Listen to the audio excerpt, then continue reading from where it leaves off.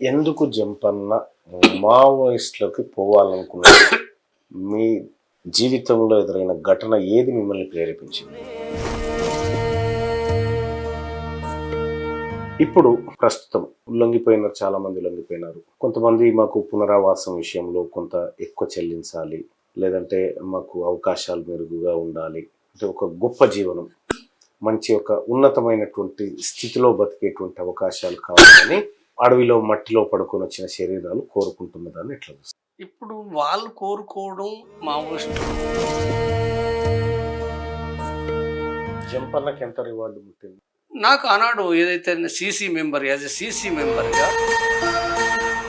డబ్బిచ్చారు. భావజాలాన్ని అమ్ముకున్న ఫీలింగ్ ఏమైనా వచ్చిందా?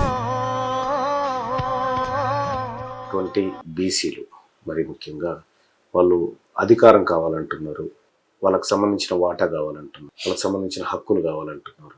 దీనిపైన మీ ఒపీనియన్? అంబేద్కర్ చెప్పిండు కదా, అంబేద్కర్ కూడా తనకే నసలే, రాజ్యాంగం మొత్తమే నసలే. ఈ రాజ్యాంగం ఇప్పుడు పనికిరాదంట. మావోయిస్టు పార్టీ కీలక బాధ్యతలు ఆ వర్గాల చేతుల్లోకి వచ్చిన మొదటిసారి అంతం ప్రారంభమైనటువంటి ఒక అపవాదును నంబాల కేశవ విషయంలో, ఇంకా చివరిగా ఎవరైతే ఎన్కౌంటర్లో సెంట్రల్ కమిటీ సెక్రటరీ గారు చనిపోయినటువంటి విషయంలో కానీ ఆ సందర్భంలో చర్చకు వచ్చింది.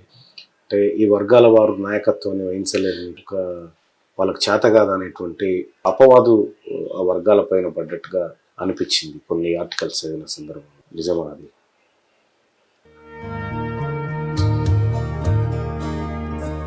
వచ్చిన తర్వాత మీరు రావాలని పిలుపునిచ్చారు. ఇవాళ మావోయిస్టు పార్టీ దాదాపుగా సాయుధ మావోయిస్టు పార్టీ దాదాపుగా అయిపోయింది. జంపన్న హ్యాపీయా? సంతోషం, చాలా చాలా సంతోషం. మావోయిస్టు పార్టీ చాలా ఇప్పుడు మావోయిస్టులనే కొంతమంది డబ్బుకు ఆశపడి, ఇంకో దానికి ఆశపడి డంపులు చోరీ చేసేటువంటి కార్యక్రమం జరగదా? జరగలేదు. దాదాపు 199% జరగలే. ఒకరిద్దరు చేశారు, ఒకరిద్దరు.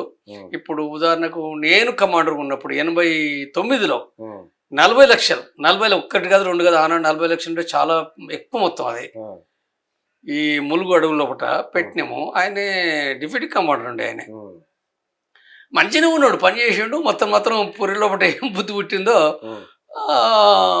వేరే బయటికి పంపించిన, ఊళ్ళోకి పోయిరప్ప అని చెప్పి పంపిస్తే రాలేదు పోయిండు. ఆ డంపు అందుబాటులో ఉంటే ఆ డంపును ఎత్తుకొని వెళ్ళిపోయాడు. తర్వాత మేము రాలేదు కదా అని చెప్పి గ్రామాల్లో పట మేము అడిగితే వెళ్ళిపోయిండు, ఇట్లా పోయిండు కదా ఒక అన్న అయితే ఇట్లా ఇంచి వెళ్ళిపోయిండు అని చెప్పి ఊరు చెప్పారు. అరే మనిషి చెప్పకుండా పోయిండు ఏంటిదని చెప్పి తర్వాత ఎట్లా పోయిండు ఏందని చెప్పి మళ్ళీ అది చూస్తే ఏంటంటే డంపు చూస్తే లేదు, ఎత్తుకుపోయాడు. అంటే ఒకటి రెండు ఇన్సిడెంట్లు ఉన్నాయి పార్టీలో పట్ల కూడా, ఒకటి రెండు ఇన్సిడెంట్లు ఉన్నాయి కాబట్టి దొరకలేదు, పతలేడు. మొత్తం ఎక్కడికి పోయినా ఇప్పటికి కూడా పతలేడు, ఇప్పటికి కూడా లేడు. ఇది ఎప్పుడు ఇన్ని ఏళ్ళు కదా, దాదాపు 25-30 సంవత్సరాల క్రితం రాలేదు. ఏం పేరు ఆయన పేరు? ఈ వద్దులేండి పోనీలే, ఏముంటుందా అని. అంటే ఒకరో ఇద్దరో అటువంటి అంటే మనుషులను చెక్ చేస్తారు కదా, ఎక్కడొక్కడ మిస్టేక్ జరిగిందని అనుకుంటాం. కానీ అందరు అట్లా చేయరు కదా. చాలామంది నమ్మకంతో వాళ్ళు పార్టీ నుంచి బయటికి వెళ్ళిపోతే కూడా ఏంటంటే వాళ్ళు చెప్పి మాకు డంప్ తీసుకోండి, నేను వెళ్ళిపోతే పోలీసులను టార్చర్ చేస్తే నేనేం చేయలేను కదా, కాబట్టి అంటే ఆయన ఉండగానే డంపు తీసి ఇచ్చిపోయినాయి చాలా ఉంటాయి ఎవరైనా. లేదా లెక్కలు డంప్ అంటే ఏమేమి ఉంటాయి? డంప్ అంటే ఏమేమి ఉంటాయి? డంప్ అంటే ఏంది, ఒక డ్రమ్ము నీళ్ళ డ్రమ్ ఉంది కదా, ఇప్పుడు మనం కడుక్కోవడానికి ఉండే గలాంటి డ్రమ్ములే ఉంటాయి సాధారణంగా. అవి సిమెంట్ ఉంటాయి, లేకపోతే మామూలు ఈ ఉంటాయి, లేకపోతే ప్లాస్టిక్ ఉంటాయి, లేకపోతే ఇంకా రకరకాలు ఉంటాయి అనుకో. లేకపోతే దాన్ని సిమెంట్ తోటి కూడా ఒక కన్స్ట్రక్షన్ కూడా చేస్తారు. అది దాంట్లోనే ఆ డంప్ లోపల ఏంటంటే భూమి లోపల తీసి ఆ బొంద తీసి అలా పెట్టి తిరిగి మళ్ళీ అక్కడ వర్షం పడితే కూడా తడవకుండా మళ్ళీ దానిపైన కూడా ఇంకేదన్నా, ఇప్పుడు రైతులు కూడా వచ్చి చెట్లు కొడతారు కదా, అనేక జాగ్రత్తలు. చాలా పెద్ద వర్క్ అది, చాలా పెద్ద వర్క్. తవ్వాలి కదా, అంతలోతు ఎవరు తవ్వాలి ఈ డంపులు అంటే. మళ్ళీ ఎవరైనా పోయిననుకో, ఇప్పుడు నేను లేకపోతే ఈయన ఇంకో ఇద్దరు ముగ్గురం పెట్టినాం అనుకో, ముగ్గురం తవ్వాలి కదా, ఒక్కనే తవ్వలేను కదా. తవ్విన తర్వాత ఆయన వెళ్ళిపోయింది అనుకో, మళ్ళీ నేను ఉరకాలి మళ్ళీ డంపు తీయడానికి. ఎక్కడ ఉన్నా మళ్ళీ వచ్చేసి మళ్ళీ డంపు తీయాలి. ఆయన పోయిండని తెలిస్తే ఈ డంపులు తీసుడు పెట్టడానికి నా టైం సరిపోతుంది కదా. కాబట్టి ఇప్పుడు మొన్న సోను ఆధ్వర్యంలో ఒకట ఇవి ఉన్నాయనంటే ఆయన అకౌంట్ మాత్రమే చేస్తారు తప్ప డంపులు ఆయన పెట్టేది కాదు, తీసేది కాదు. ఎవరు పెట్టరు, ఏసీసీ మెంబర్లు పెడతారు. గణపతి పెట్టాడు, బసవరాజు పెట్టాడు, ఎవరు పెట్టరు వాళ్ళు అసలు ఆ డంపులు ఎట్లుంటే కూడా తెలియదు వాళ్ళకు. కాబట్టి ఇవన్నీ కూడా అంటే మనుషుల పైన నమ్మకాలతో ఏంటంటే అవి ఉంటాయి అంతే తప్ప దాని అందుకోసమే డబ్బులు కూడా ఎక్కువ వసూలు చేయం కదా. డబ్బులు వసూలు చేయాలంటే పనే కదా. ఇప్పుడు నీ దగ్గర మళ్ళీ నీతో కాంటాక్ట్ పెట్టాలి, కథలు పడాలి. ఆ సందర్భంగా ఎన్కౌంటర్లు అయినాయి, అరెస్టులు అయినాయి, ఎన్కౌంటర్లు కూడా చాలా అయినాయి. నోట్ల మార్పిడి జరిగినప్పుడు మరి మీ దగ్గర ఉన్న పాత నోట్లు ఏం చేశారు? మార్పిచ్చినాం కదా. మార్పిచ్చినాం అంటే రైతులు ఉన్నారు కదా. ఇప్పుడు సపోజు ఆదివాసీ ప్రజలు ఉన్నారు, ఇక్కడికి 20 మంది ఉన్నారు, ఇంకో గ్రామంలో 20 మంది ఉన్నారు. వాళ్ళకి చెప్పి డబ్బులు ఇచ్చేసి మీరు ఇది మార్పించుకుంటానంటే వాళ్ళు తక్కువ డబ్బులు కదా, తక్కువ డబ్బులు కాబట్టి మార్పించుకుని వస్తారు, మళ్ళీ పార్టీకి ఇచ్చేస్తారు. దాంట్లో ఏమి అది చాలా గ్రామాల్లో చేసాం. ఏంది దాదాపు ఒక 3 నెలలు 6 నెలల కాలం కదా ఇది వర్క్ అంతా చేసింది. ఒక్క రోజు కాదు, అది పెద్ద పని అయింది అది. కాబట్టి అట్లా డబ్బులు మార్పించడం అయితే కొన్ని నోట్ల రద్దు ప్రభావం మీ మీద కూడా ఉండేది. ఉంది, కొంతవరకు ఉంది ప్రభావం. ఉందని అంటే పూర్తిగా పార్టీ మొత్తంగా అంటే ఏ పని చేయలేకుంటే ఏం కాలే, కొంతవరకు ఇబ్బంది అయింది. కానీ పార్టీ దాంతో మొత్తంగానే పని బంద్ కాలే కదా. బంగారు నిల్వలు ఏ స్థాయిలో ఉండేటివి మీ డబ్బులు? బంగారు నిల్వలు అంటే అంతకుముందు తక్కువ ఉండేది, పెద్దగా మనీ సాధారణంగా రూపాయలు తెస్తారు కదా ఎవరైనా. తర్వాత అర్థం చేసుకునిందంటే ఇప్పుడు 1.70 అది తడుస్తుంది, ఖరాబ్ అవుతుంది, తర్వాత చెదలు పడుతుంది. కాబట్టి బంగారం అయితే తక్కువ మొత్తంలో ఉంటుంది, అంటే దాయొచ్చు కాబట్టి బండల కింద మామూలు కూడా పెట్టవచ్చు, కాబట్టి ఒక టిఫిన్ డబ్బాలో కూడా పెట్టవచ్చు కదా. కాబట్టి ఏంటంటే తర్వాత గోల్డ్ కాయిన్స్ తెప్పించడం అనేది పెరిగింది. అయితే అందరు తేలేరు కదా గోల్డ్ కాయిన్స్ తేవాలని అంటే, వాళ్ళు తేవాలి. ఇప్పుడు మొన్న ఏదో ఆ గోల్డ్ కాయిన్ దొరికితే ఆడెవడో మీడియాలో కూడా అంటాడు వీళ్ళకి స్విట్జర్లాండ్ ఎట్నుంచి వచ్చినాయి, వీళ్ళకి స్విట్జర్లాండ్ నుండి సంబంధాలు అన్నాడు. ఏమున్నా అంటే ప్రజలు గోల్మాల్ చేస్తున్నాడు ఎవడో కానీ. అంటే ఇక్కడ లేవా ఇప్పుడు ఇక్కడ కైండ్స్ అందరు ఎంతమంది దగ్గర లేవు, చాలా మంది దగ్గర ఉంటాయి. అవి స్విట్జర్లాండ్ వాడు ఇచ్చినట్టు చెప్తుండ్రు. కాబట్టి తెస్తారు కదా ఎవరైనా, ఏ కాంట్రాక్టర్ అయినా మాకు ఈ కైన్ కావాలని అంటే తెచ్చిస్తారు కదా. సో జంపన్న తన మావోయిస్ట్ జీవితంలో అడవి బాటలో ఇక నేను చనిపోతా అనుకున్న క్షణం ఏదైనా మీకు ఎదురైందా?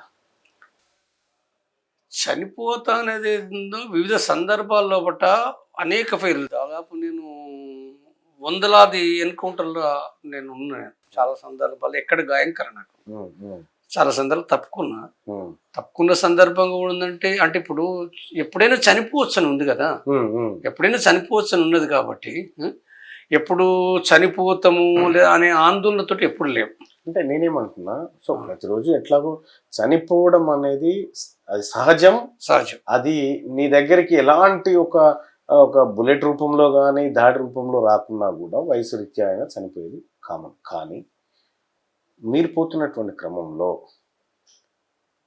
మీ పక్కగా బుల్లెట్ దూసుకపోయినటువంటి ఘటనలు కానీ, సో ఆ క్షణంలో జంపన్న మనసులో ఎలాంటి ఆందోళన కలిగింది ఒక యాక్షన్ ప్లాన్ సందర్భంగా?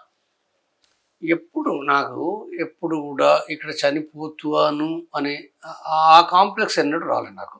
అంటే ఆ ఫైరింగ్ లో నేను పాల్గొనే వరకు పాల్గొను, తిరిగి రిట్రీట్ కావడం. అంటే ఇప్పుడు పోలీసులతో జరిగే యుద్ధంలో కూడా చివరి వరకు ఉండదు కదా. మేము ఎన్కౌంటర్ గురైనప్పుడు చివరి వరకు అక్కడ ఉండడం సాధ్యం కాదు. ఎందుకంటే అక్కడ పోలీసు బలగాలు ఎక్కువ సంఖ్యలో వస్తారు కాబట్టి మేము కొద్దిసేపు అక్కడ ఎన్కౌంటర్లు పాల్గొని రిట్రీట్ కావాల్సిందే తప్పనిసరిగా. ఇది మేము ఎన్కౌంటర్ గురైనప్పుడు టీవీ ఛానళ్ళలో చూస్తూ ఉంటాం, 6 గంటలుగా కొనసాగుతున్న ఎన్కౌంటర్, 10 గంటలుగా కొనసాగుతున్న ఎన్కౌంటర్. అవును, ఛానళ్ళలో వస్తుంది నిజంగా అంత అన్ని గంటలు అంటే కొన్ని సందర్భాలు జరిగినాయి కదా. ఇప్పుడు నేను ఇంతకుముందు ఫినిక్స్ పాల్గొన్నది 72 గంటల యుద్ధం, అది 3 రోజులు జరిగింది, 3 days. అది ఒక సినిమా లాగా జరిగింది. ఆయన ఒక స్క్రిప్ట్ రాసిండు, నేను కూడా నా ఛానల్లో వీడియో చేసిన ఒకటి, తర్వాత నేను దాన్ని పోస్ట్ కూడా చేసిన నేను వాట్సాప్లో ఒకట.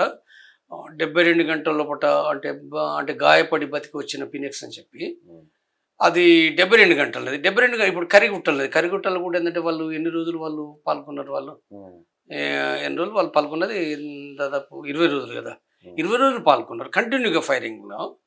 కాబట్టి అరుదైనవి అలాంటివి ఉన్నాయి. కానీ ఎక్కువ ఏ వారైనప్పటికీ కూడా గంట 2 గంటలు అర్ధ గంట 3 గంటల లోపల మనం రావాల్సిందే, రిట్రీట్ కావాలి. రిట్రీట్ కాలేదనుకో మనం అక్కడనే చిక్కపోతే ఏమైందంటే పోలీసు బలగాలు ఎక్కువ మంది వస్తారు కదా, మనకుండే తూటాలు తక్కువ, మన సంఖ్య తక్కువ, కాబట్టి దెబ్బతింటాం. కాబట్టి ఎట్టి పరిస్థితుల్లో కూడా మనం లేట్ చేయకుండా త్వరలోపట కాల్పులు చేసి బయటికి రావాలి. అది మనమే దాడి చేసినప్పుడు, అంటే మావోయిస్టులే దాడి చేసినప్పుడు టైం ఎక్కువ కూడా ఉండొచ్చు. ఎక్కువ అంటే కూడా ఎంత ఎంత ఉంటే వాళ్ళ 3 గంటలు 4 గంటలు 5 గంటలు 6 గంటలు, అంతకంటే ఎక్కువ ఉండలేము మనం. అది పోలీస్ స్టేషన్ పైన రైడ్ చేసినా లేదా అంబుజ్ చేసినా ఎక్కడే చేసినా తక్కువ టైంలో కూడా ముగించాలి. కాబట్టి ఆ రకంగా ఏ పోలీస్ స్టేషన్ మీద రైడ్ పోయిందా? నేను అనేకమైన రైడ్స్ ఆంబుష్లో కూడా నేను పాల్గొన్నా మొదటి నుంచి. కానీ నేను ఇప్పటి వరకు కూడా ఏ ఒక్క ఘటన మీడియాకు నేను చెప్పలేదు. ఏ ఘటన చెప్పలేదు. నేను చెప్పాను. ఎందుకు అవసరం లేదనుకున్నారా? నేను రాజకీయాలు మాట్లాడతా, సిద్ధాంతాలు మాట్లాడతా, మిలిటరీ విషయాలు అది ఇంపార్టెంట్ కాదు నా దృష్టిలో. First point.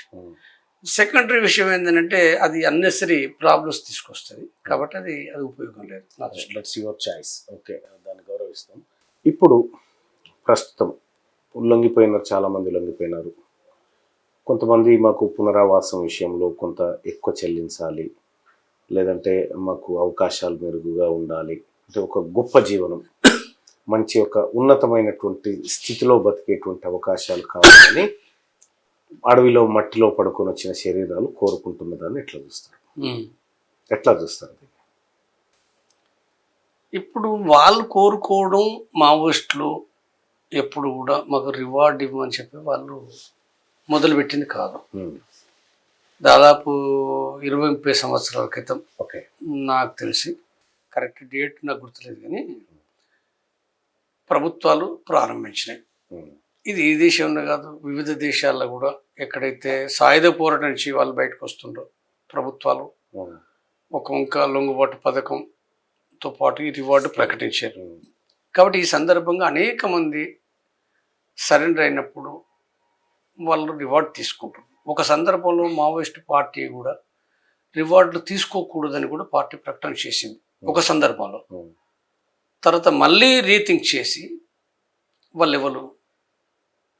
వాళ్ళంతా పేద వర్గాలు, దళితులు, ఆదివాసులు, భూమి లేని వాళ్ళు, మావోయిస్ట్ పార్టీలో చేరే వాళ్ళు కూడా ఎవరున్నారు? ధనిక రైతులు, భూస్వాములు ఎవరున్నారు?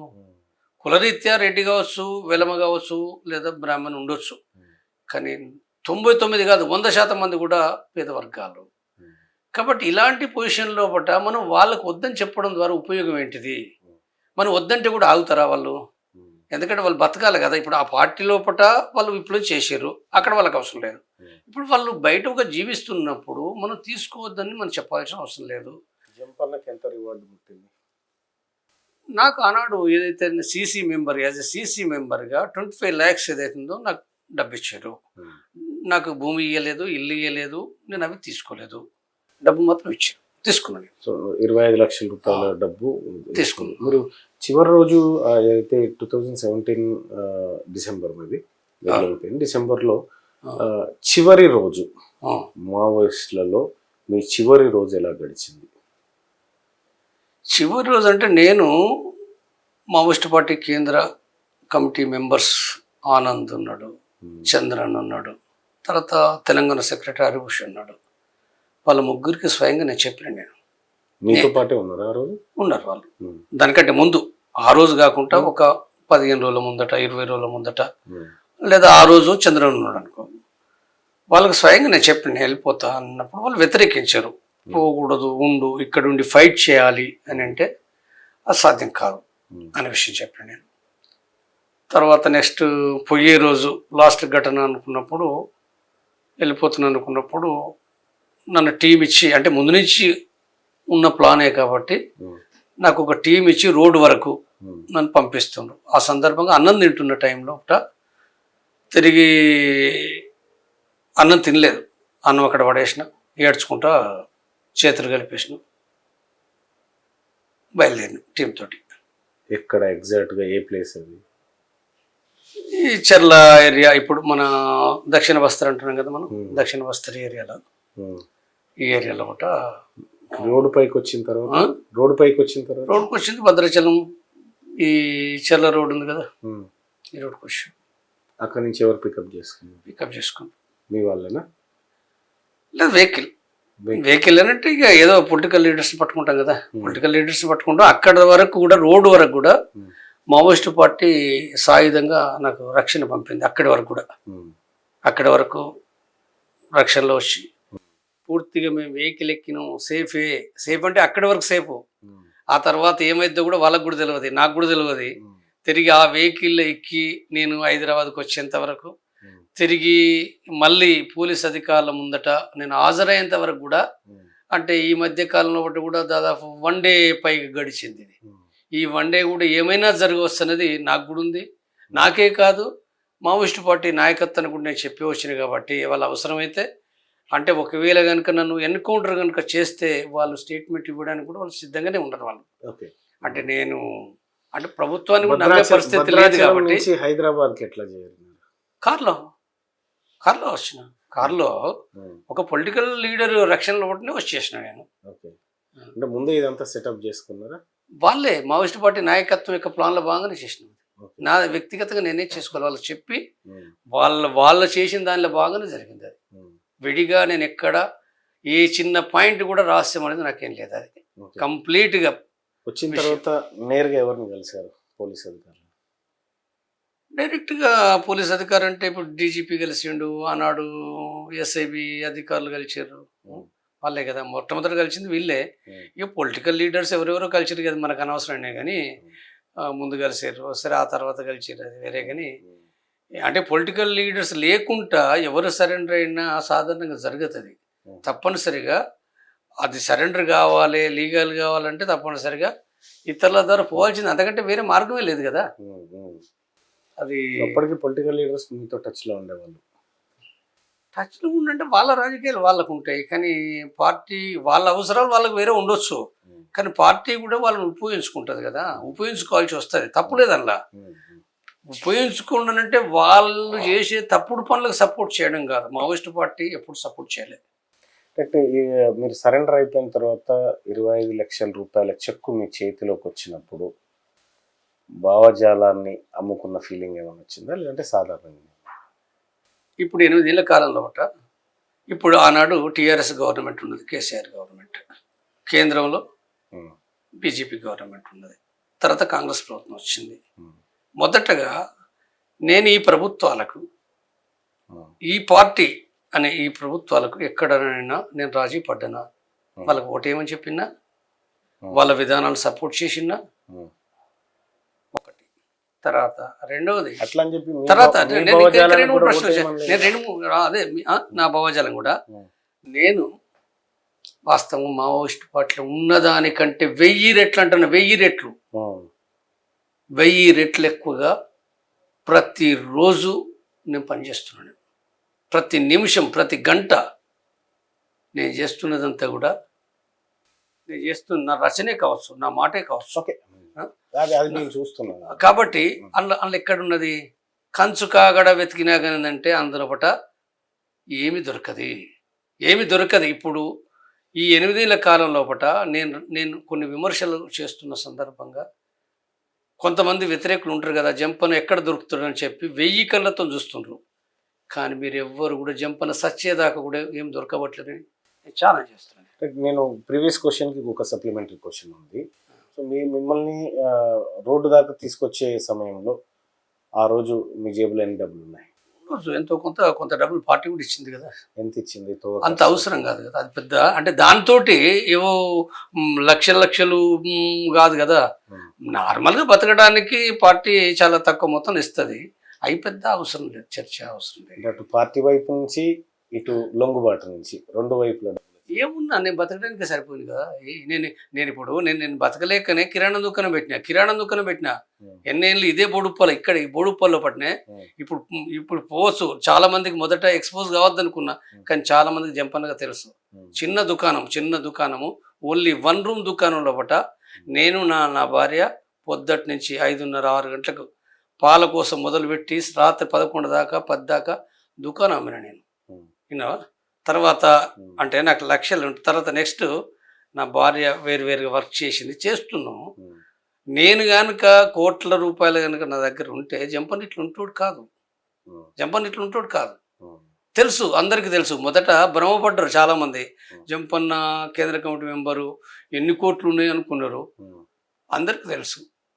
అందరికీ మా అమ్మ ఎక్కడున్నది, ఆశ్రమంలో ఉన్న విషయం తెలుసు, నేను నడిచిపోయేది తెలుసు, నేను ఉండేది తెలుసు, ప్రతిదీ తెలుసు. మా ఊళ్ళో పెళ్లి విషయానికి వస్తే అసలు మీరు చాలా చిన్నతనంలో అక్కడ పోయినారు కదా, మరి పెళ్లి అనేది అక్కడే జరిగిందా లేకపోతే ఇక్కడ వచ్చిన తర్వాత?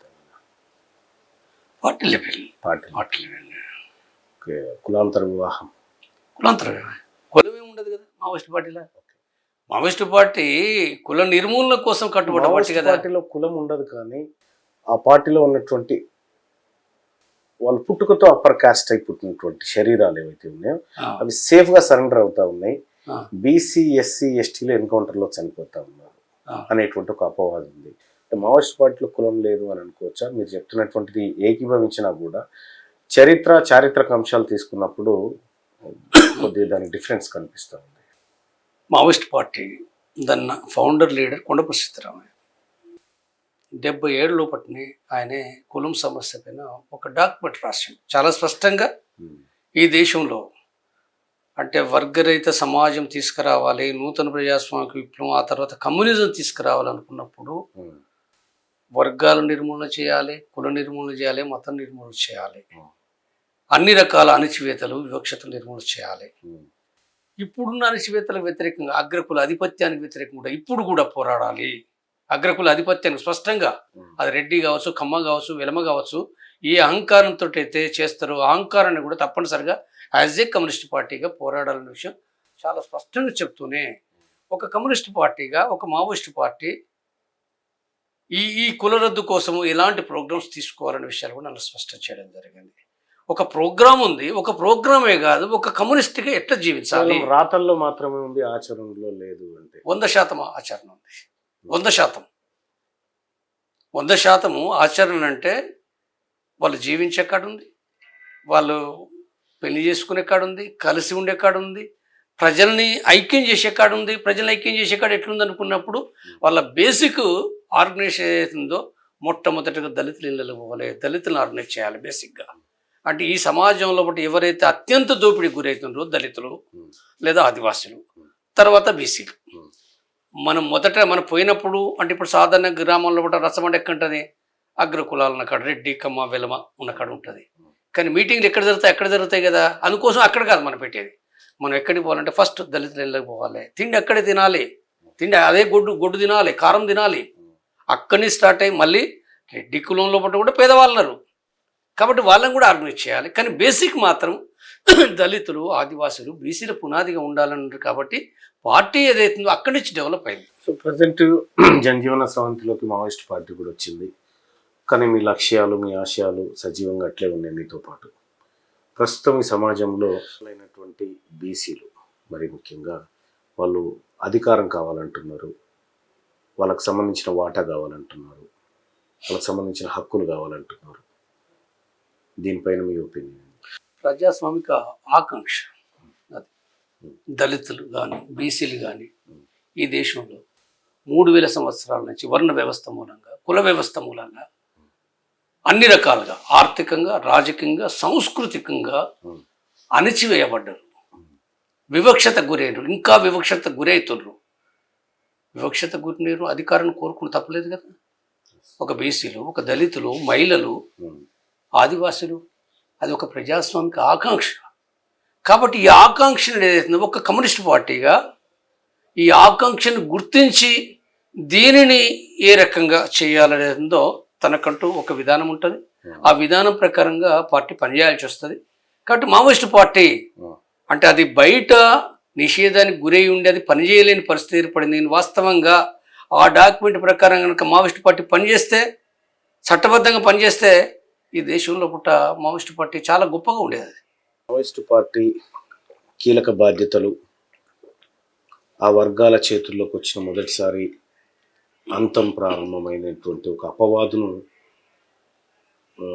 నంబాల కేశవ విషయంలో కానీ, ఇంకా చివరిగా ఎవరైతే ఎన్కౌంటర్లో సెంట్రల్ కమిటీ సెక్రటరీ గారు చనిపోయినటువంటి విషయంలో కానీ ఆ సందర్భంలో చర్చకు వచ్చింది. అంటే ఈ వర్గాల వారు నాయకత్వాన్ని వహించలేనటువంటి ఒక వాళ్ళకి చేత కాదనేటువంటి ఒక అపవాదు ఆ వర్గాల పైన పడ్డట్టుగా అనిపించింది కొన్ని ఆర్టికల్స్ చదివిన సందర్భంలో. నిజమా అది? కులంలో పుడితే ఒక కులంలో పుట్టవచ్చు, ఒక జన్మ ఆ కులంలో ఉండొచ్చు, తల్లియో తండ్రో ఆ కులం కావచ్చు. కానీ వాళ్ళు పుట్టి పెరిగి వాళ్ళు వివిధ పరిస్థితులు కూడా జీవించే క్రమంలో వాళ్ళ ఆలోచనలు మారుతాయి కదా.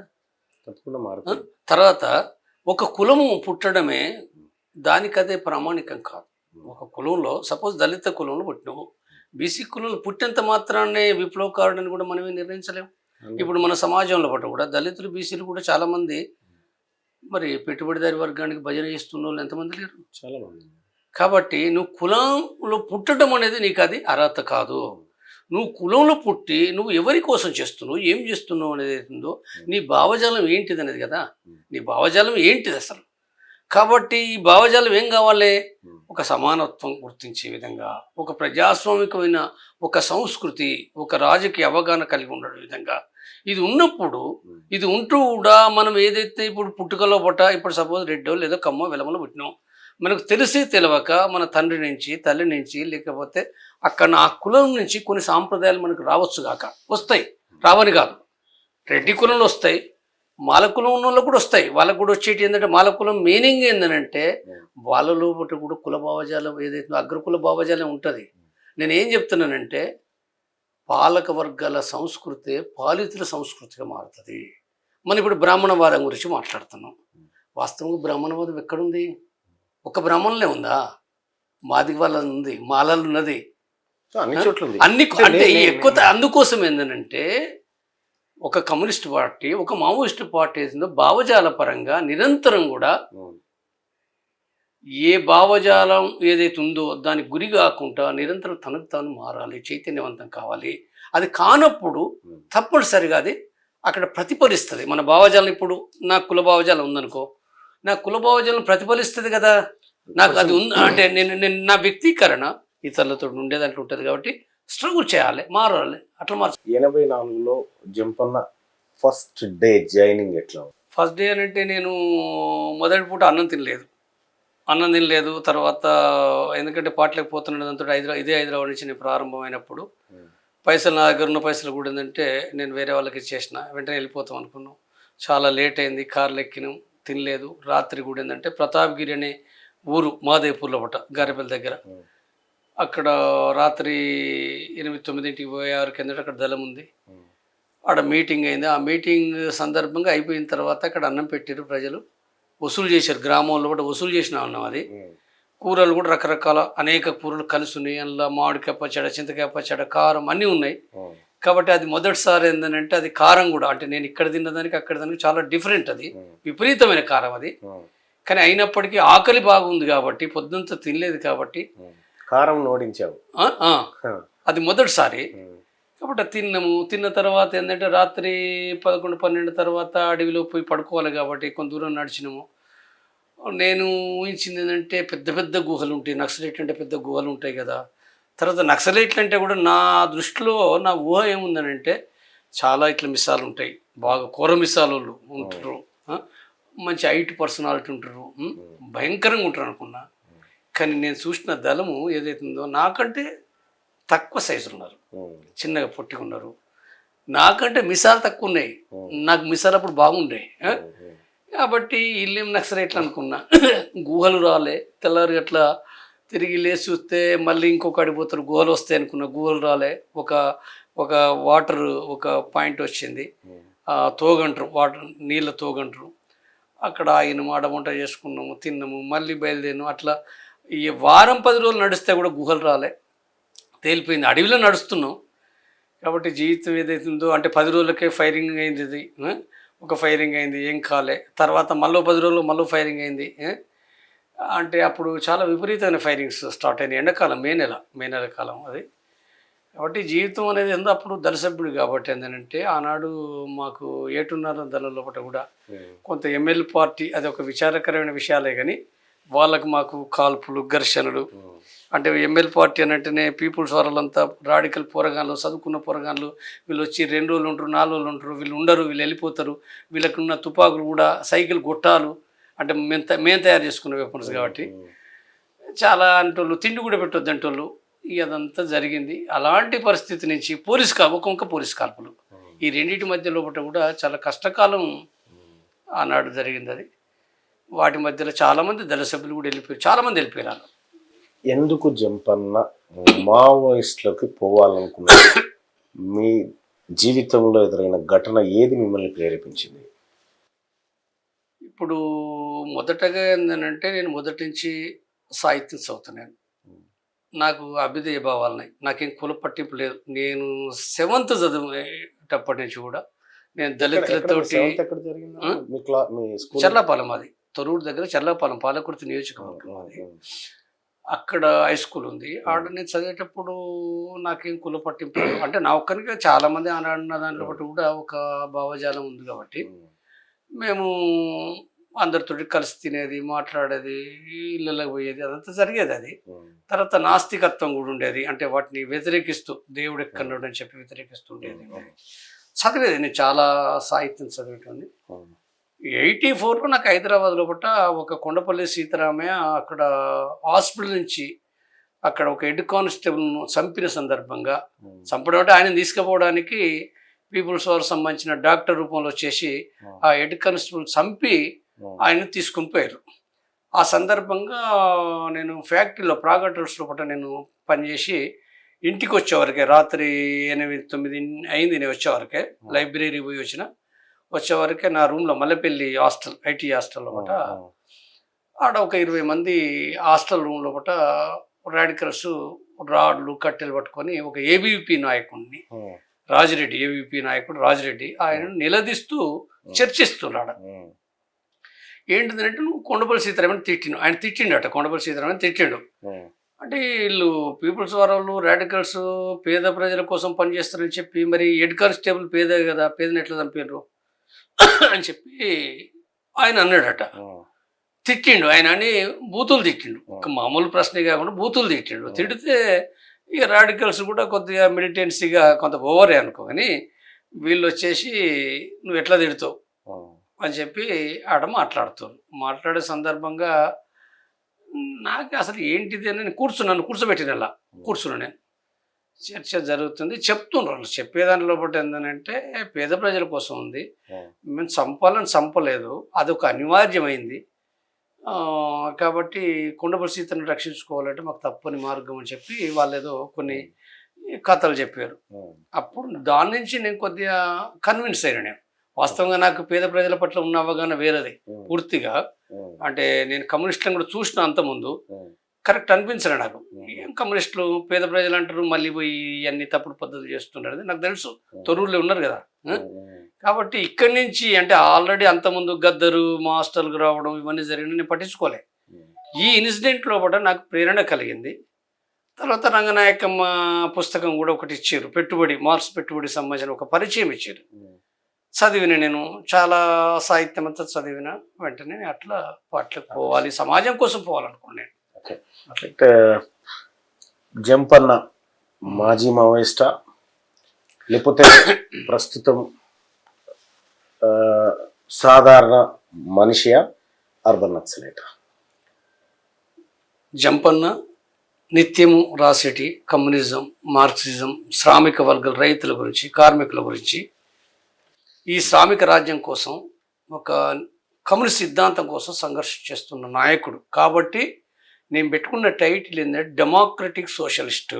డెమోక్రటిక్ సోషలిస్ట్ మీనింగ్ ఏంటంటే డెమోక్రట్ అనేది ఒక ప్రజాస్వామ్యానికి సింబల్, సోషలిస్టు సమానత్వం సింబల్. కాబట్టి నేను ఈ సింబల్ పెట్టుకొని దాదాపు 3 సంవత్సరాల కాలం నుంచి అర్బన్ నక్సలైట్ కాదు, అర్బన్ నక్సల్ కాదు. నేను 8 సంవత్సరాల నుంచి రాజ్యాంగానికి కట్టుబడి రాజ్యాంగాన్ని కూడా ఏంటంటే నేను దాన్ని గురించి చెబుతూ నేను ఒక డెమోక్రటిక్ సోషలిస్ట్గా నేను ఉంటున్నా. కాబట్టి నేను అర్బన్ నక్సల్ కాదు. వాస్తవంగా మాజీ మావోయిస్ట్ అనే టైటిల్ కూడా వాస్తవంగా యూట్యూబర్స్ పెట్టుకుంటారు. నేను చెప్తున్నా అది పెట్టకండి అని అంటే కూడా అది పెడితేనే మాకు వ్యూయర్స్ వస్తాయని వాళ్ళు పెట్టుకుంటారు. ఇక నేను చేయగలిగేది లేదు కాబట్టి అది ఉంది, కానీ నేను పెట్టుకోను. అర్బన్ నక్సలైట్ ఎలా ఉంటాడు? అర్బన్ నక్సల్స్ ఎలా ఉంటాడు అనేది ఏందో నాకు కూడా అర్థం కాలేదు ఇప్పటికీ. అర్బన్ నక్సల్స్ అని అంటే నిర్వచనం ఏంటిది, ఎవరైనా అంటే కోర్టే చెప్పింది కదా, కోర్టు సుప్రీంకోర్టు లోపట చర్చకు వచ్చిన సందర్భంగా అడిగితే ప్రభుత్వ ఎవరైతే లాయర్ ఉన్నాడో తనేం చెప్పలేకపోయిండు. ప్రభుత్వ లాయరు, కేంద్ర ప్రభుత్వ లాయరే ఏమి చెప్పలేకపోయిండు. కాబట్టి దానికి ఏమున్నది నిర్వచనము? ఏం నిర్వచనం లేదు. అర్బన్ నక్సల్ అని అంటే పలానా అదనేది లేదు. మావోయిస్ట్ అంటే ఓ నిర్వచనం ఉంది, కానీ అర్బన్ నక్సల్ అంటే ఏం నిర్వచనం ఉంది? సో వీళ్ళు ఇక్కడ ఇక్కడ జనజీవన స్రవంతిలోకి వచ్చిన తర్వాత కూడా అవే భావజాలంతో భారతీయ జనతా పార్టీకి వ్యతిరేకంగా పనిచేసేటువంటి ఒక నిరాయుధ ముఠా సభ్యులుగా దానికి ఒక అంటే ఆ భావజాలం ఏంటిది? మావోయిజం భావజాలం. ఇప్పుడు మావోయిజం భావజాలం అంటే ఏంటిది? ఇప్పుడు ఇప్పుడు ఇప్పుడు ఒకటి రాజ్యాంగ ప్రకారంగా సాయుధ పోరాటం చేయడం అనేది, ఆయుధాలు కలిగి ఉండడం, అది వ్యతిరేకం, రాజ్యాంగ వ్యతిరేకం. కాబట్టి అది నువ్వు వ్యతిరేకిస్తావు రాజ్యాంగ ప్రకారంగా, అది వేరు. కానీ మార్క్సిజం, లెనినిజం, మావోయిజం అనేది ఏతుందో అది అర్బన్ నక్సలిజం అన్నారు కదా, అది సమానత్వం కోసం కదా. ఇప్పుడు ఇప్పుడు పూలే చెప్పిండు. పూలే ఏంటిది? పెరియార్ ఏంటిది? అంబేద్కర్ ఏంటిది? రాజ్యాంగంలో ఉంది. రాజ్యాంగంలో సమానత్వం ఉంది కదా. నువ్వు మొదటగా అసలు రాజ్యాంగం అది అర్బన్ నక్సల్ సిద్ధాంతం చెప్పమని నువ్వు. మీ ముందు భారత రాజ్యాంగ పుస్తకం, మరోవైపు మావోయిజం, లెనినిజం, మార్క్సిజం ఈ పుస్తకాలు పెడితే విచ్ వన్ యూ చూస్? ఏది చూజ్ చేసుకుంటారు? నేను రెండు చూజ్ చేసుకుంటాను. నేను మార్క్సిజం తీసుకుంటా, అంబేద్కర్ సిద్ధాంతాలు తీసుకుంటా, రాజ్యాంగాన్ని కూడా చేతపడుతున్నాను. ఇలా ఒక్కటే కాదు, కానీ నాకు మార్క్సిజం అనేది ఉందో అది నాకు సిద్ధాంత గైడ్ లైన్. నేను స్పష్టంగా చెప్పేది ఏదైతుందో, మార్క్సిజం అనేది అంబేద్కరిజానికి వ్యతిరేకం కాదు. వ్యతిరేక అంశాలు ఉన్నాయి, కానీ అయినంత మాత్రాన పూర్తి వ్యతిరేకంగా అదొక శత్రుత్వ భావనకు సంబంధించింది కాదు. ఎందుకు కాదనంటే అంబేద్కర్ చెప్పిన విషయాలు ఏవైతున్నాయో చాలా వరకు, కుల నిర్మూలనకు సంబంధించిన విషయాలు చాలా వరకు 90% అంబేద్కర్ ఏదైతుందో 90% కాదు, ఈ దేశం లోపట అనేక విషయాలు కులానికి సంబంధించిన నిర్మూలన విషయంలో కూడా చాలా స్పష్టంగా లోతైన వివరణతోటి ఏదైతే ఉన్నాయో అవి తప్పనిసరిగా ప్రతి కమ్యూనిస్ట్ చదవాలి, ప్రతి మార్క్సిస్ట్ చదవాలి. అది చదవకపోతే మార్క్స్ రాయలేదు కదా, అన్ని విషయాలు రాయలే కదా. మార్క్స్ రాసింది మొత్తం ప్రపంచానికి రాసిండు, దాంట్లో భారతదేశానికి వర్తిస్తాయి. కానీ కొన్ని విషయాలు తప్పనిసరిగా ఈ దేశానికి సంబంధించిన విషయాలు కూడా మనం పూలేని కూడా చదవాలి. పూలే అనేది కూడా అంబేద్కర్ చదివితే సరిపోతుంది. పూలేని కూడా చదవాలి, పెరియార్ని చదవాలి, చార్వాకులను కూడా చదవాలి కదా. చార్వాకులు కూడా ఈ దేశంలో మొట్టమొదట వాళ్ళు వర్గపోరాటం చేసిన వాళ్ళు ఈ దేశంలో చార్వాకులు. కాబట్టి నేనేమంటున్నాడు, చార్వాకులు కానీ, పూలే కానీ, పెరియార్ కానీ వీళ్ళందరూ అమరులే, వీళ్ళు అమరులు. ఇప్పటికి కూడా జంపన్న గారికి భారత రాజ్యాంగం కంటే మావోయిజం, లెనినిజం లేదంటే ఇతర ఆ తరీకాలో ఉన్నటువంటి పుస్తకాలకే విలువ ఎక్కువనా మీ దగ్గర, లేదంటే కంప్లీట్గా భారత రాజ్యాంగం చెప్పినట్టు? నేను కంప్లీట్ రాజ్యాంగం అనేది నేను చెప్పను. నేను ఈ దేశంలో స్పష్టంగా నేను స్పష్టంగా చెప్పేది ఏందో, ఎలాంటి కూడా దాపరికం లేకుండా, వంకర టింకర్ లేకుండా నా సిద్ధాంతము శ్రామిక వర్గ విముక్తి సిద్ధాంతం. శ్రామిక వర్గ సిద్ధాంతం లేదు, పూర్తి లేదు. దానికి పరిమితులు ఉన్నాయి. స్పష్టంగా నేను చెప్పేది ఏంటంటే పరిమితులు ఉన్నాయి. ఈ పరిమితులను అర్థం చేసుకోవాలి, ఎవరైనా అర్థం చేసుకోవాలి.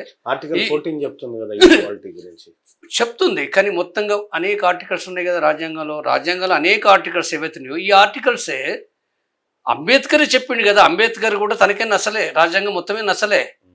కాబట్టి స్పష్టంగా మనం అన్ని ఆర్టికల్స్ చదివినప్పుడు కొన్ని ఆర్టికల్స్ మెజారిటీ విషయాలు ఏంటంటే ప్రజలకు అనుకూలమైనవి, దళితులకు, ఆదివాసులకు, మహిళలకు, బీసీలకు లేదా డెమోక్రసీ కావాలని కోరుకున్న అనుకూలమైనవి.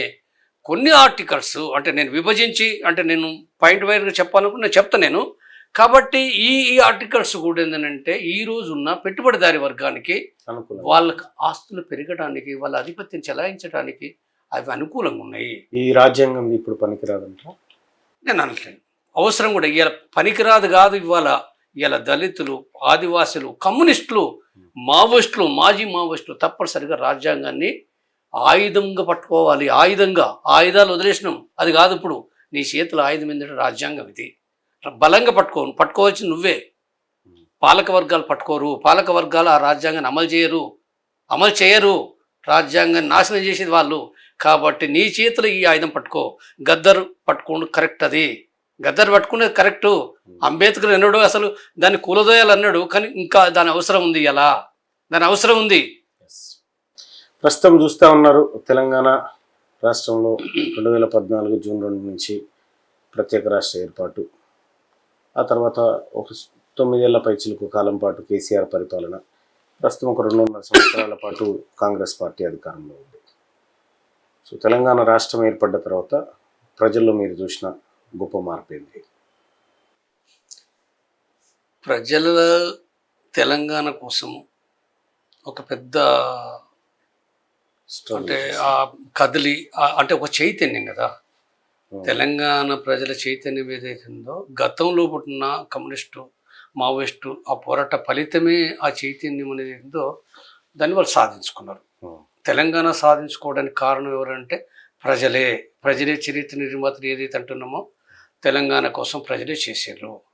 నాయకులు అనేది ఏందో నాయకుల పాత్ర ఉండొచ్చు, తక్కువనో ఎక్కువనో వేరు ఎన్నైనా ఉండొచ్చు, ఎవరేమైనా చెప్పుకోవచ్చు, కానీ ఆ ప్రజల పోరాట ఫలితంగా తెలంగాణ వచ్చింది. ఆ తెలంగాణ వచ్చిన తర్వాత తెలంగాణ ప్రజల యొక్క ఆకాంక్షలు, ప్రజాస్వామిక డిమాండ్లు ఏవైతున్నాయో అవి నెరవేరలేదు, ఆ ప్రకారంగా నెరవేరలేదు. కాబట్టి ఒక చిన్న అంశం కోట్ చేయాలి. మావోయిస్టు సిద్ధాంతమే మా సిద్ధాంతం అని కేసీఆర్ చెప్పిండు, ఆ కుటుంబం ఇప్పటికి కూడా చెప్తుందన్నమాట. కానీ ఆ కుటుంబమే 10 సంవత్సరాల పాటు అధికారంలో ఉండి పేద వర్గాలకు భూములు పంచకుండా, పేద వర్గాలకు ఇల్లు కట్టియకుండా, పేద వర్గాలకు సరైన విద్యా వైద్యం అందించకుండా కేవలం మావోయిస్టు ఎజెండా మా ఎజెండా అంటూ 10 సంవత్సరాల కాలాన్ని గడిపింది. సో ఆ పరిపాలన పట్ల మీ అభిప్రాయం ఏంటి? మీరు జనజీవన స్రవంతిలో కలిసినటువంటి వ్యక్తిగా. నేను ఇప్పుడు చెప్పడం కాదు, గతంలో చెప్పిన విషయం, మావోయిస్ట్ పార్టీ చెప్పిన విషయం. మావోయిస్ట్ పార్టీ చెప్పిన స్పష్టమైన వైఖరి ఏంటంటే తెలంగాణ కోసం ప్రజలు పోరాడాలి, సరైనది, అవసరమైంది. కానీ తెలంగాణ ఏర్పడిన తర్వాత వచ్చే నాయకత్వం ఏదైతుందో, నాయకత్వం అంటే కార్మిక వర్గ నాయకత్వం, లేకపోతే విప్లవ పార్టీ కనుక లేనప్పుడు జరిగే పరిణామం ఏంటంటే బూర్జువా వర్గాలు, సంపన్న వర్గాలు, పెట్టుబడిదారి వర్గాలు, లేకపోతే అగ్రకులాలు కూడా అగ్రకుల భావజాలంతో ఉండే వాళ్ళే వస్తారు, అది సహజంగానే జరుగుతుంది. కాబట్టి తప్పనిసరిగా దీనికి వ్యతిరేకంగా ప్రజలు నిరంతరం పోరాటం చేయాలి. ఈ సందర్భంగా వచ్చే ప్రభుత్వాలు ఏవైతున్నాయో ఒక వ్యక్తి మాత్రమే కాదు, ఒక వ్యక్తి ఎక్కువ ఉండొచ్చు, తక్కువ ఉండొచ్చు, ఏమైనా కావచ్చు, లేదా ఒక వ్యక్తి నిరాడంబరంగానే ఉండొచ్చు కాక ఆయన నిరాడంబరంగా ఉండడా, 100 ఎకరాలు ఉన్నాడా, 1000 ఎకరాలు ఉన్నాడా అని సమస్య ఆయన ఒక్కరిది కాదు. మొత్తంగా ఏ వర్గ పరిపాలన కొనసాగుతున్నది అనేది చాలా ముఖ్యమైనది. ఆ ముఖ్యమైనది ఏదో తెలంగాణ వచ్చిన తర్వాత, అప్పటి నుంచి అంటే వచ్చిన తర్వాత కూడా దాదాపు ఇప్పుడు 12 సంవత్సరాలు అయింది కదా. ఈ 12 సంవత్సరాల కాలంలో పాటు కూడా ఈ తెలంగాణలో పెట్టుబడిదారి వర్గాలది ఉన్నది, అగ్రకులాలది ఉన్నది. పెట్టుబడిదారి వర్గాలన్నది, అగ్రకులాలది ఉన్నది. అది కేసీఆర్ ప్రభుత్వ పాలన ఉంది, రేవంత్ రెడ్డి పరిపాలన ఉన్నది. ఇది కాబట్టి ఇక్కడ ఈ వ్యక్తులు అనేది అవుతుందో, ఏ వ్యక్తి వచ్చినా అదే జరుగుతుంది. కాబట్టి దానికోసం ఈ ప్రజలు శ్రామిక వర్గాలు, నేను స్పష్టంగా చెప్పింది శ్రామిక వర్గాల కోసం, శ్రామిక వర్గాలు అంటే రైతులు, కార్మికులు, లేదా చిన్న ఉత్పత్తి వారులు, చిన్న దుకాణాలు చాలా మంది ఉన్నారు, ఉత్పత్తి వ్యాపారులు ఉన్నారు, ఉద్యోగులు ఉన్నారు. కాబట్టి ఈ ప్రజలు ఎవరైతే వాళ్ళు ఆదివాసీలు కావచ్చు, దళితులు కావచ్చు, మహిళలు కావచ్చు, ఎవరన్నా కానీ అంటే ఈ 4 వర్గాల ప్రజలు ఎవరైతే శ్రామిక వర్గాలు ఈ దేశంలో 140 కోట్ల జనాభాలో 130 కోట్ల జనాభా ఉంది ఈ దేశంలో. అందుకోసం ఏంటంటే వీళ్ళ యొక్క శ్రామిక వర్గ ఏదైతుందో ఈ ప్రాతినిధ్యం పెరగాలి. నేనంటున్నా తెలంగాణ రాష్ట్రంలో మరో ఉద్యమం రావాల్సినటువంటి అవసరం ఉంది. అది నిమ్న వర్గాల సంక్షేమ ఉద్యమం రావాలి, వాళ్ళ చేతుల్లోకి అధికారం రావాలనేటువంటి మాటతో ఏకీభవించి అటువైపు మీరు నిలబడతారా? తప్పనిసరిగా. ఇప్పుడు ఒకటి నేను చెప్పేది ఏంటంటే నిమ్న వర్గాల అధికారం అనేది నా దృష్టిలో ఒకటి అది పరిమితితో కూడుకున్నది, పరిమితులది. నేను చెప్పే నా సిద్ధాంత ప్రకారంగా అంటే మార్క్సిజం సిద్ధాంతం అనేది శ్రామిక వర్గాల నాయకత్వం, అధికారం నేను చెప్తున్నాను. శ్రామిక వర్గాలు అనుకున్నప్పుడు ఇందులో ఏ కులం అనేది లేదు, ఇందులో కులం లేదు, మతం లేదు, జాతి లేదు, ఇంకా ప్రాంతం కూడా లేదు ఇందులో. కాబట్టి ఇక్కడ శ్రామిక వర్గాలు అనేది కష్టజీవులకు సంబంధించిన రాజ్యం కాబట్టి ఇది మార్క్సిజం సిద్ధాంతం. అది దీనికోసమే నేను పోరాడాలి, తప్పనిసరిగా ఇదే చేయాలి, రేపు ఎన్నడైనా ఇదే జరగాలి. ఇది ఇవాళ వెనుకంజలు ఉన్నప్పటికీ జరగవలసింది అదే. అయితే అయినప్పటికీ కూడా అంటే ప్రజాస్వామిక ఆకాంక్షలు ఏవైతున్నాయో ఆకాంక్షలు తప్పనిసరిగా సపోర్ట్ చేస్తుంది. నిమ్న వర్గాలకు సంబంధించిన అధికారాన్ని, లేదా దళితుల యొక్క వాళ్ళు ఏదైతే వాళ్ళ అధికారం కావాలి అంటే ఏ టైపు అధికారం ద్వారా కూడా వాస్తవంగా ఎవరు వస్తుండ్రు అనుకున్నప్పుడు ఉండే విమర్శ వేరు. వాస్తవంగా దళితులన్నా బీసీలన్నా ఎవరు వస్తుండ్రు? నేను చెప్పే శ్రామిక వర్గాలు వస్తుండ్రు అందులో.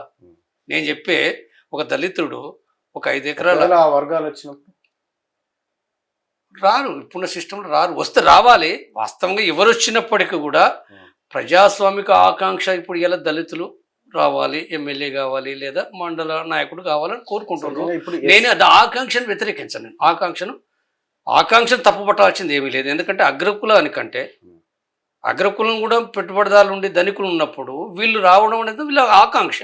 దాన్ని నేను వ్యతిరేకించాను. కానీ నేనేం చేస్తా, నేను ఒకవేళ కనుక ఇప్పుడు నేనైతే ఎన్నికలు నిలబడతలేను కదా. ఎన్నికలు నిలబడితే రేపు సీట్ ఇస్తే నిలబడరా? ఎక్కడ ఆ? ఎక్కడ కూడా మీరు ఎన్నికల్లో పోటీ చేయాలి? నేను వ్యక్తిగతంగా నేను వచ్చినప్పటి నుంచి స్పష్టంగా చెప్పేది మావోయిస్టు పార్టీలో బట్టి ఎన్నికలు బహిష్కరించినాం. కానీ నేను చెప్తున్న విషయం ఏంటంటే ఎన్నికలు తప్పనిసరిగా పోయి తీరాలి. ఎంతమంది ఉన్నప్పటికీ 10 ఉన్నా 20 మంది ఉన్నా ఎన్నికలు పోవాలి. ఎన్నికలు పోవడం అని అంటే బూర్జువా పార్టీలకు కాదు, 100 కోట్లు ఖర్చు పెట్టడం కాదు, అవినీతి కాదు. తప్పనిసరిగా అంటే మన ఓటు మనకే అనేది ఏందో దీనిపైన నిలబడి, మన ఓటు మనకంటే ఏంటిది, శ్రామిక వర్గ ఓటు శ్రామికులకే అనే దీనిపైన నిలబడి ఆర్గనైజ్ చేయాలి. కాబట్టి చేసినప్పుడు అంటే దీని ద్వారా రాజ్యాధికారం రాదు. రాజ్యాధికారం అంటే నేను 1-2 మినిట్స్లో చెప్పలేను. అది రాజ్యాధికారం వేరే, ప్రభుత్వాధికారం వేరే. ఇప్పుడు జరిగేదంతా ప్రభుత్వాధికారం. ఇప్పుడు కేరళలో ఉన్నది సిపిఎం చేసేది ప్రభుత్వాధికారం. అయితే ప్రభుత్వాధికారం కమ్యూనిస్టులు చేస్తున్నప్పుడు సరిగ్గానే ఉన్నారా లేదంటే ఆ ప్రశ్నలు వేరే. అవినీతి చేసే వాళ్ళు ఉన్నారు. కాబట్టి అవినీతి చేయకుండా కూడా ప్రభుత్వాధికారం కోసం ఒక కమ్యూనిస్టుగా లెనిన్ చెప్పిన దాని ప్రకారంగా ఒక కమ్యూనిస్టు ఎన్నికలు పాల్గొవాలి. తప్పనిసరిగా పాల్గొని తీరాలి. పాల్గొవాలి. గెలుపు కోసమే చేయాలి. ఆ గెలుపు కోసం చేసే దాంట్లో బట్ట తప్పుడు పద్ధతులు ఉపయోగించకూడదు, అవినీతికి పాల్పడొద్దు, లేదా బూర్జువా పార్టీలకు భజన చేయొద్దు. బూర్జువా పార్టీలతోటి అడ్డగోలు పొత్తులు పెట్టుకొని ఏంటంటే వానికి భజన చేస్తూ అది ఉండకూడదు. తప్పనిసరిగా ఒక స్వతంత్రంగా ఎవరితో ఐక్యత ఉండాలి? కమ్యూనిస్టులతో ఐక్యత ఉండాలి. కమ్యూనిస్టులే కాదు, అంబేద్కర్ వాదులు, ఈ దేశంలో ప్రజాస్వామికవాదులు ఎవరైతే వీళ్ళతో ఐక్యత ఉండాలి. వీళ్ళందరూ కలిసి పనిచేయాలి. నేను స్పష్టంగా చెప్తున్నది ఏంటో, పోరాటాల్లో కలిసి పనిచేయాలి, ఎన్నికల్లో కలిసి పనిచేయాలి. ఫైనల్గా ఒక మాట, మీరు అడవి నుంచి బయటకు వచ్చినటువంటి ఈ 8-9 సంవత్సరాల కాలం వచ్చిన తర్వాత మీరు రావాలని పిలుపునిచ్చారు. ఇవాళ మావోయిస్టు పార్టీ దాదాపుగా సాయుధ మావోయిస్టు పార్టీ దాదాపుగా అంతమైపోయింది. సాయుధ మావోయిస్టు పార్టీ దాదాపుగా అంతమైపోయింది. జంపన్న హ్యాపీయా? సంతోషం, చాలా సంతోషం. మావోయిస్టు పార్టీ అంతమైంది. చాలా వాళ్ళు బతికారు కదా. ఇంతమంది ఇప్పుడు దాదాపుగా కొన్ని వేల మంది, అంటే నా ఒక్కని మూలంగానే నేను చెప్పను, అందులో నా పాత్ర ఉంది. అందులో నా పాత్ర ఉండడం అనేది కూడా నాకేం గర్వం కాదు. నేను నా పేరు కోసం నేను ఏది చేయలేదు, చేయను కూడా, నా జీవితంలో చేయను. కాబట్టి ఇందులో పట్ట ప్రతి ఒక్క దాంట్లో పట్ట కూడా నేను నా బాధ్యతను, నేను అర్థం చేసుకున్న సమాజాన్ని, నా బాధ్యతను కంటిన్యూ చేస్తూనే ఉంటా. కాబట్టి ఇందులో పట్ట ఏదైతుందో, నేను చేసింది ఏదైతుందో అది రుజువైంది. వాళ్ళు రావడం అనేది రుజువైంది. వాళ్ళు కూడా వచ్చిన వాళ్ళు వాళ్ళ ఆలోచనల ప్రకారం వచ్చిన వాళ్ళు, నేను చెప్తేనే వచ్చినని నేను అనుకోను. కాబట్టి ఏమైనప్పటికీ నేను ఒక్కనే కాదు, సమాజంలో చాలామంది చెప్పారు సాయుధ పోరాటం విరమించండి రండి అని కూడా చాలామంది చెప్పారు. ఒక సందర్భంలో మీ టీవీలో మీరు కూడా చెప్పినట్టుంది, మీరు కూడా చెప్పారు కదా, చాలాసార్లు చెప్పారు రండి చనిపోవద్దని చెప్పారు. ఇక్కడ చేయాల్సిన ఉద్యమాలు ఉన్నాయి, మీరు రండి అని చెప్పారు. అవును. కాబట్టి అది అవసరమైంది. అది అంటే అవసరమైంది. నేనేమంటానంటే లిమిటెడ్గా చెప్పారు మీరు. ఎందుకు లిమిటెడ్ అంటే ఇప్పుడు ఇంతకుముందు మీరు అన్నారు చూడు, 70% ఓటింగ్ పడ్డది, మీరు భయపడ్డారు. మీరు అంటే కొంత ఎంతైతే ధైర్యంగా చెప్పాలో చెప్పలేదు. అంటే ఒక విషయం ఏంటంటే, ఏ ఛానల్ అయినా ఏ టీవీ అయినా ఓపెన్గా మావోయిస్టులని రమ్మని, మావోయిస్టుల అంశాన్ని గెలకాలని, లేకపోతే మావోయిస్టుల అంశాన్ని ఒక పరీక్షించాలని ఎవరు సాహసం చేయరు. ఫస్ట్ ఆఫ్ ఆల్ ఏంటంటే, తీన్మార్ మల్లన్న అయినా జంపన్న అయినా ఎప్పుడైనా చనిపోతాం. రేపటి సాగు కోసం ఇలా భయపడుతూ ఉండేటువంటి వ్యక్తి నేను కాదు. నేను చాలామంది మావోయిస్టులతో వాళ్ళు అడవిలో ఉండగానే మాట్లాడినా, చాలామందితో నేను వాళ్ళు అడవిలో ఉండగా మాట్లాడినా. సో వాళ్ళు నన్ను చాలాసార్లు ఇంటర్వ్యూలు అడిగినారు. నేను ఇంటర్వ్యూ కాదు, నేను ఏకంగా ముఖ్యమంత్రితోనే మాట్లాడిన ఈ అంశాన్ని కొలిక్కి తీసుకొద్దామని చెప్పిన. మీరు ఎప్పుడైనా కలిస్తే సీఎం గారిని అడగండి, నేను చెప్పిన ఈ మాట. అప్పటికి మీలో ఇంత అలజడి లేదు. ఈ ప్రభుత్వం కొత్తగా ఏర్పడ్డ సందర్భంలో చెప్పిన. నేను ఇక్కడ ఈ దేశంలో కొన్ని అబద్ధాలు రాజ్యం ఏలుతున్నటువంటి సందర్భంలో ఈ అబద్ధాలను కౌంటర్ చేయగల శక్తి అడవిలో మగ్గిపోయింది. వాళ్ళు ఇక్కడికి వస్తే తప్ప ఈ అరాచకం ఆగదనేటువంటి ఉద్దేశంతో చెప్పింది, నేను రమ్మని చెప్పింది. సో వాళ్ళ భావజాలను వదులుకొని కాదు. సో ఇక్కడ బలహీనంగా ఉన్నటువంటి వర్గాలకు బలంగా నిలబడడం కోసం రమ్మని పిలిచిన. నా ఫార్ములా అది, మీ ఫార్ములా వేరే కావచ్చు. బట్ అల్టిమేట్గా జనజీవన స్రవంతిలోకి వచ్చినటువంటి మాజీ మావోయిస్టులందరికీ నాలాంటి వాళ్ళు స్వాగతం చెప్తూ ఇంకా మరింత ఎక్కువ పని చేయాల్సినటువంటి అవసరాన్ని గుర్తిస్తా ఉన్నా. Thank you so much.